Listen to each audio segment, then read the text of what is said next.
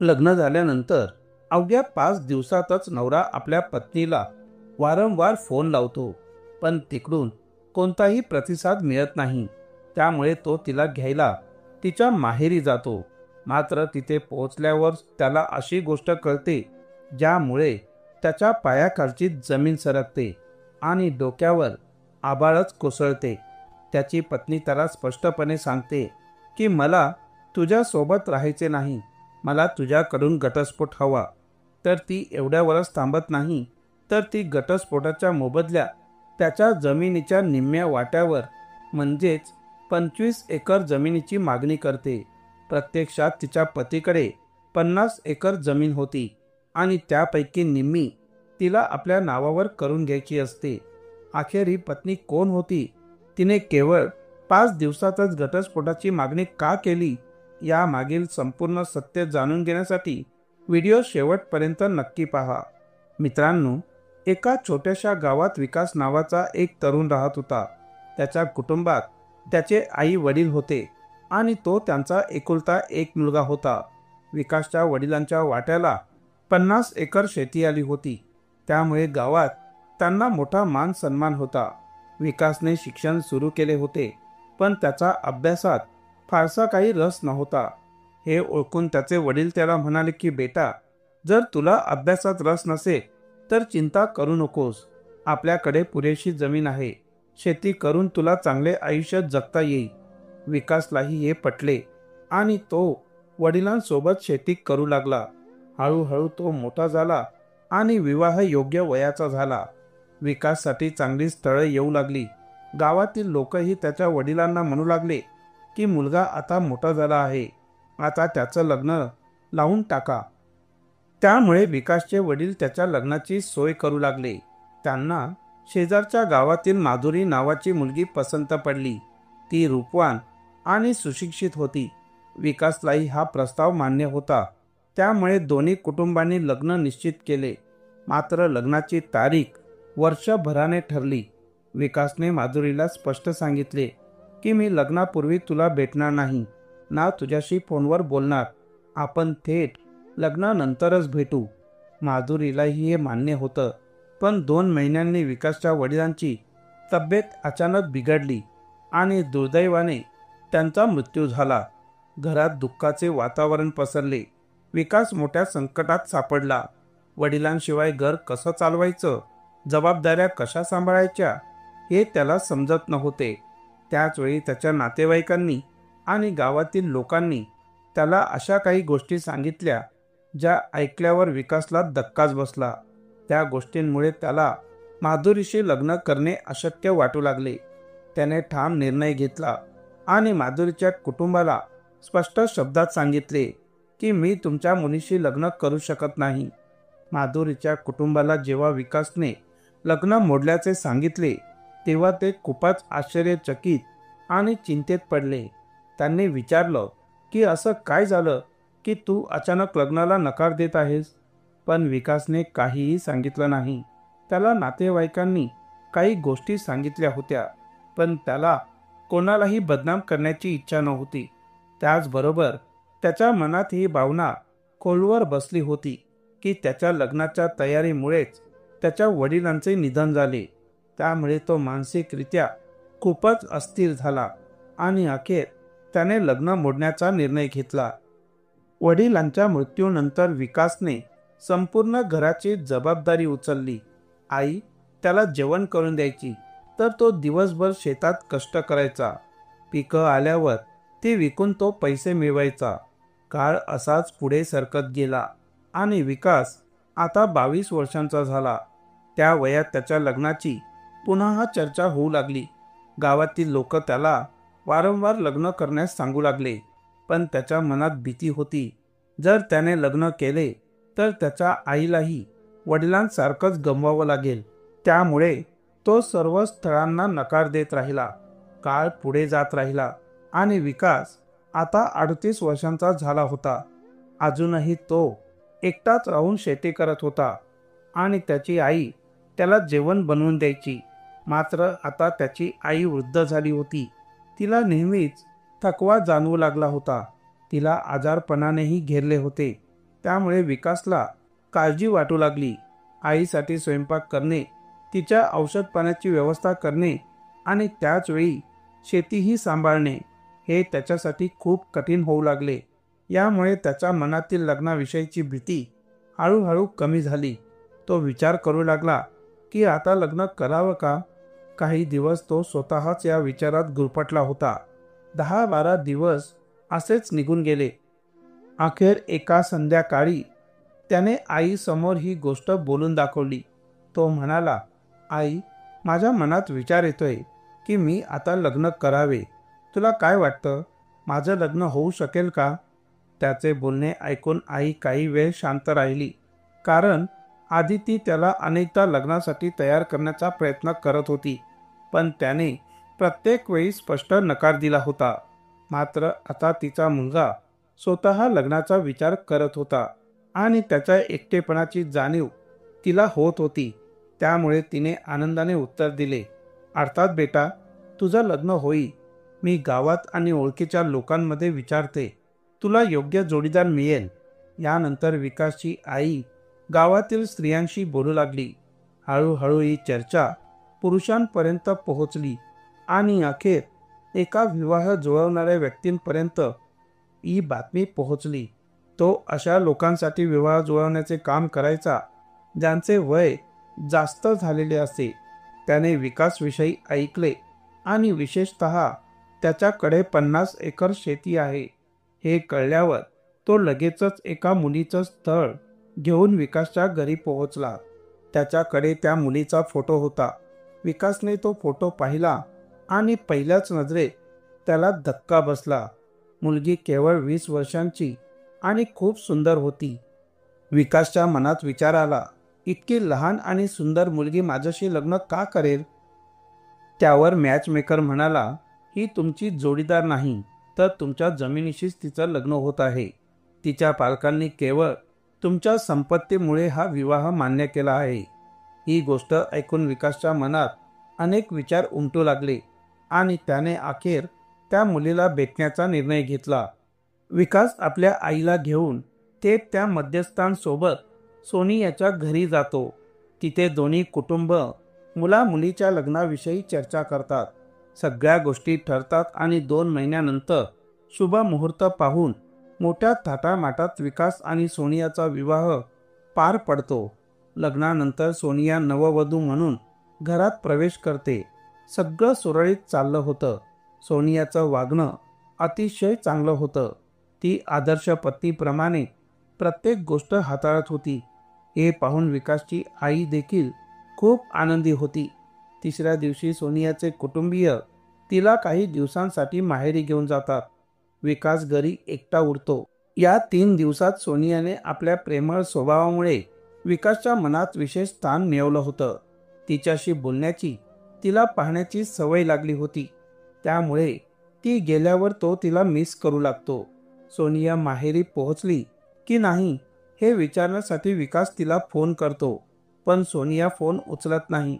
त्याला वाटतं की कदाचित ती थकली असेल, म्हणून तो तिला आराम करू द्यायचा निर्णय घेतो आणि झोपी जातो.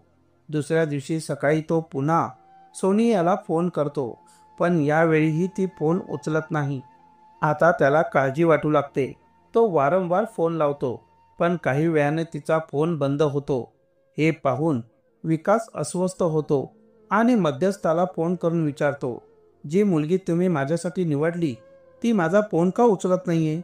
कृपया माहिती काढून सांगा. मध्यस्थी त्याला धीर देतो आणि सांगतो की तू काळजी करू नकोस, मी लगेच त्यांच्या घरी जाऊन पाहतो आणि तुझा तिच्याशी संपर्क करून देतो. मात्र थोड्या वेळाने मध्यस्थाचाही फोन बंद होतो. विकास त्याला पुन्हा फोन करतो, पण तोही कॉल घेत नाही. हे पाहून विकास अजूनच घाबरतो. त्याला सोनियाविषयी खूप प्रेम निर्माण झालं होतं आणि तिच्याशी संपर्क न होणं त्याला अस्वस्थ करत होतं. शेवटी तो आपल्या आईची परवानगी घेतो आणि थेट सोनियाच्या घरी जायचा निर्णय घेतो. प्रवासभर त्याच्या मनात अनेक विचार येतात. नेमकं काय झालं असेल? सोनिया रागवली आहे का? मी काही चुकीचं केलं आहे का? त्याच्या मनात विचारांचं काहूर माजलेले असताना तो सोनियाच्या घराच्या दाराशी पोहोचतो आणि दरवाजा वाजवतो. सोनिया बाहेर येते, मात्र ती विकासला पाहून तिच्या भुवया उंचावते आणि एकही शब्द न बोलता दरवाजा उघडाच ठेवून आत निघून जाते. घरात तिचे कुटुंबीय डायनिंग हॉलमध्ये बसलेले असतात. विकास आत जातो, सर्वांना नमस्कार करतो आणि सोनियाकडे पाहत विचारतो, सोनिया, असं काय झालं की तू माझा फोन उचलत नाहीयेस? मी मध्यस्थाला पाठवलं होतं, पण त्याचाही फोन लागत नाहीये. काहीतरी अडचण आहे का? पण सोनिया विकासला थेट म्हणते, विकास, आपल्या वयात खूप मोठा फरक आहे. मी तुझ्यासोबत आपलं संपूर्ण आयुष्य घालवू शकत नाही. हे ऐकताच विकासला मोठा धक्का बसतो. त्याला काही क्षण काहीच सुचत नाही. तो म्हणतो की सोनिया, जर तुला असंच वाटत होतं तर तुला हे लग्न ठरल्यावरच सांगायला हवं होतं. 2 महिने आधी स्पष्ट का नाही केलंस? सोनिया उत्तर देते, त्यावेळी मी माझ्या वडिलांची अब्रू राखण्यासाठी हे लग्न केलं होतं. पण मी आता माझं संपूर्ण आयुष्य तुझ्यासोबत घालवू शकत नाही. तू माझ्यापेक्षा खूप मोठा आहेस आणि मी अजून तरुण आहे. म्हणूनच मला तुझ्याकडून घटस्फोट हवा आहे.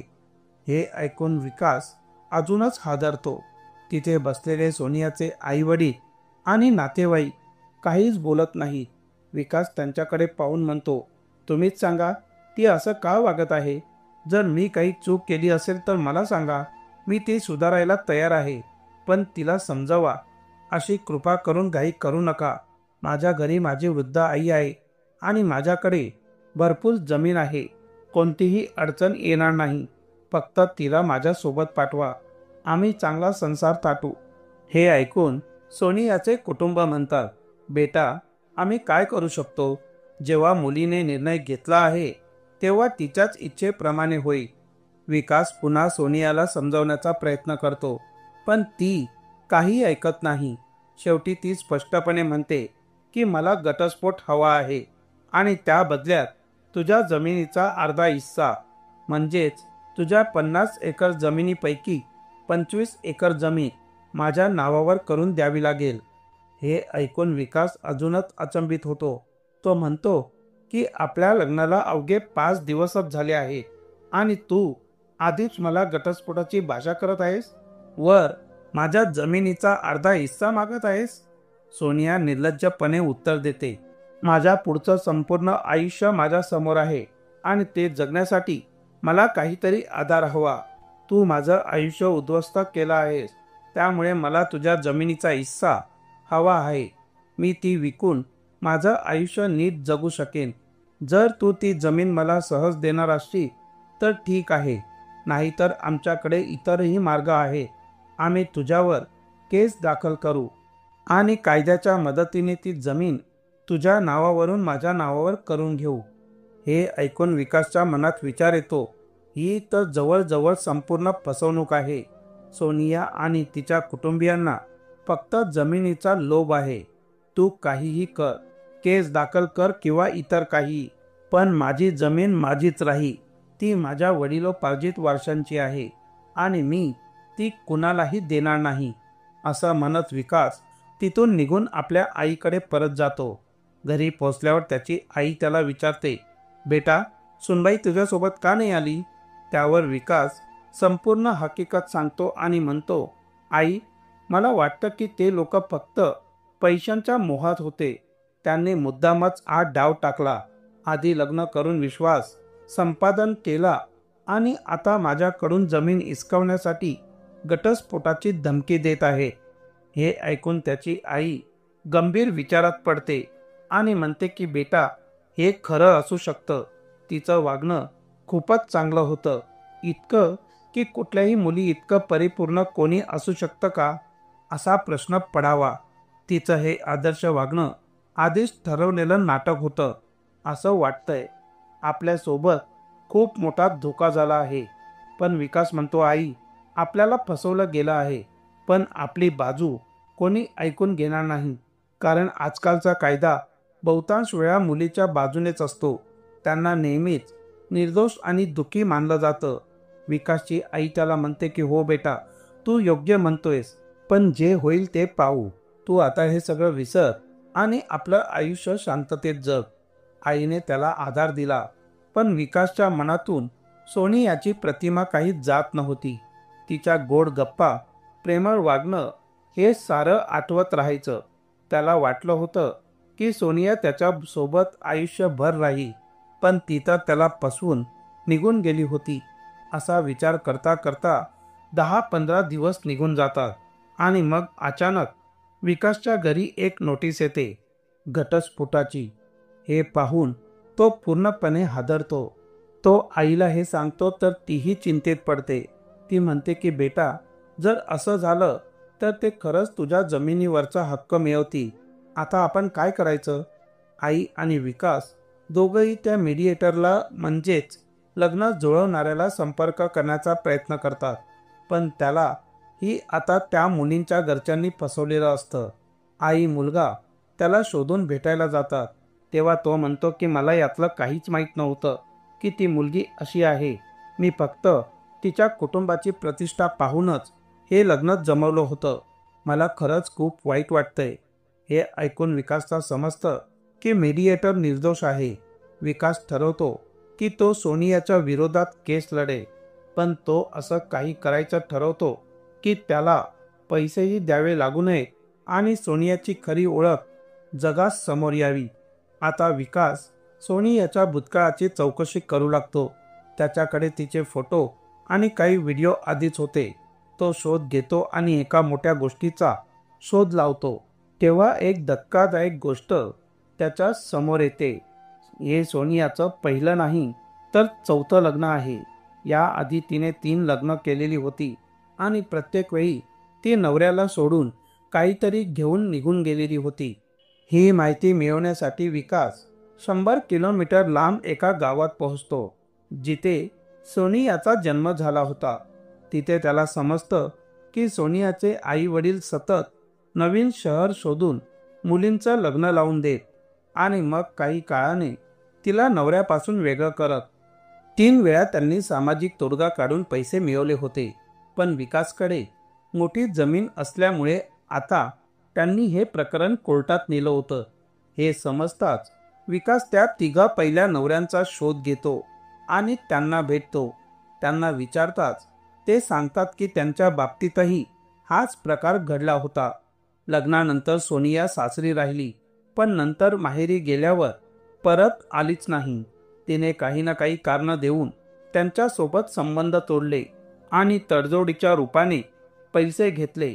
विकास त्यांना आपली परिस्थिती सांगतो आणि म्हणतो की तुम्ही तडजोड केली, पण माझ्याजवळ फक्त पैसे नाहीत. माझी वडिलोपार्जित जमीन आहे. ती माझ्याकडून हिसकावून घेण्याचा त्यांचा प्रयत्न आहे. हे ऐकून त्या 3घांनाही विकाससाठी वाईट वाटतं.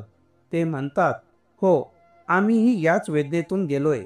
तुझ्यासोबत जे होत आहे तेच चुकीचं आहे. विकास त्यांना विनंती करतो की माझ्यासाठी काही नको, फक्त इतकंच करा की कोर्टाच्या तारखेला तुम्ही माझ्यासोबत उभे राहा आणि जज साहेबांसमोर सत्य सांगा की ही लोक असंच करतात. ते 3घही सहमती देतात. मग कोर्टाची तारीख येते. जज साहेब त्यांच्या खुर्चीत बसलेले असतात. एका कटघऱ्यात सोनिया उभी असते आणि दुसऱ्या कटघऱ्यात विकास. जज साहेब सोनियाला विचारतात, तुम्ही याच्यासोबत का राहू इच्छित नाहीत? यावर सोनिया उत्तर देते की साहेब, याचं वय बघा आणि माझं वय बघा. मला याच्यासोबत राहणे योग्य वाटेल का? मला याच्यापासून घटस्फोट हवा आणि त्याच्या मोबदल्यात मला याच्या 25 एकर जमीन पाहिजे. ही मागणी जज साहेबांनाही थोडी विचित्र वाटते, पण ते काही न बोलता पुढे विचारणा करतात. ते विकासला विचारतात की तुम्ही स्वतःच्या बचावासाठी काय सांगू इच्छिता? यावर विकास हात जोडून म्हणतो, साहेब, माझ्याकडे असं काही आहे जे हिची खरी ओळख सर्वांसमोर उघड करेल. मला तुमच्या परवानगीने काही लोकांना इथे बोलवायचं आहे. हे ऐकून सोनिया काही काळ विचारात पडते, पण नंतर ती मनातल्या मनात म्हणते की कोण येणार आहे? कोणीही नाही येणार. आपण आधीच त्या लोकांना सांगितलं आहे की आमच्या जीवनात हस्तक्षेप करू नका. जज साहेब विकासची विनंती ऐकून म्हणतात की ठीक आहे, कोणाला बोलवायचं आहे ते बोलवा. यावर विकास सोनी याचे आधीचे नवरे कोर्टात घेऊन येतो. हे पाहून सोनी याच्या डोळ्यांसमोर अंधारी येते, कारण तिचा संपूर्ण भांडाफोड होणार होता. त्यानंतर जज साहेब एक एक करून त्या तिघांना कटघऱ्यात बोलावतात आणि त्यांचे जबाब घेतात. प्रत्येक जण आपापला जबाब देतो आणि सांगतो की पहिले माझं लग्न तिच्याशी झालं होतं, दुसऱ्यांदा माझं लग्न तिच्याशी झालं होतं आणि तिसऱ्यांदा माझं लग्न तिच्याशी झालं होतं. सर्व जबाब घेतल्यानंतर विकास कटघऱ्यात येतो आणि म्हणतो की जज साहेब, आता तुम्हाला हे प्रकरण पूर्णपणे स्पष्ट झालं असेल, पण तरीही मी तुम्हाला हे सांगू इच्छितो की माझी पत्नी सोनिया हिचा हा एक प्रकारचा व्यवसाय आहे. लग्न करायचं, नंतर घटस्फोट घ्यायचा आणि त्यातून मिळेल ते संपत्तीच्या स्वरूपात घ्यायचे आणि मग हे लोक शहर बदलून निघून जातात. यावेळी विकासकडे ठोस पुरावे होते. ज्या ज्या शहरांमध्ये सोनिया राहिली होती त्या ठिकाणांचे पुरावे, काही लोकांचे व्हिडिओ क्लिप्स आणि तिच्या पूर्वीच्या लग्नांमध्ये उपस्थित असलेल्या लोकांचे जबाब, हे सर्व त्याने एका CD मध्ये रेकॉर्ड करून कोर्टात सादर केले. जज साहेब सर्व पुरावे पाहतात आणि त्यानंतर त्यांना संपूर्ण प्रकरण आरशासारखे स्पष्ट होते. त्यांना समजते की सोनिया आणि तिचे कुटुंबीय अशाच प्रकारे लोकांना फसवतात. आधी लग्न करतात, नंतर घटस्फोट घेतात आणि त्याच्या मोबदल्यात मोठी रक्कम उकळतात. संपूर्ण प्रकरण समजल्यानंतर जज साहेब त्यांचा निकाल देतात. सोनियाला घटनास्थळीच अटक केली जाते आणि तिला तुरुंगात टाकले जाते. तिच्या कुटुंबियांवरही कायदेशीर कारवाई केली जाते. दुसरीकडे विकास आणि त्याच्यासोबत फसवले गेलेले चारही लोक निर्दोष सिद्ध होऊन सन्मानाने मुक्त होतात. विकास आपल्या आईजवळ जातो आणि आनंदाने सांगतो, आई, संपूर्ण केस संपली, मला माझी जमीन द्यावी लागली नाही. हे ऐकून त्याची आई आनंदित होते. सध्या ती विकाससाठी चांगली मुलगी शोधत आहे आणि यावेळी ती त्याच्याच वयाच्या मुलीचा शोध घेत आहे. यावेळी ती असा कोणताही निर्णय घेणार नाही ज्यामुळे तिच्या मुलाला त्रास सहन करावा लागेल. तर मित्रांनो, ही होती आजची कथा.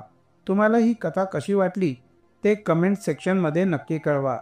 जर कथा आवडली असेल तर व्हिडिओला लाईक करा आणि चॅनलला सबस्क्राईब करा. यामुळे आम्हाला आणखी उत्तम कथा तयार करण्याची प्रेरणा मिळेल. या कथांचे उद्दिष्ट कोणालाही दुखावणे किंवा त्रास देणे नाही. या कथा तुम्हाला काहीतरी शिकवण्यासाठी सांगितल्या जातात, जेणेकरून तुम्ही त्यातून बोध घेऊ शकता आणि आपल्या आयुष्यात त्याचा उपयोग करू शकता. पुन्हा भेटूया एका नवीन कथेसह.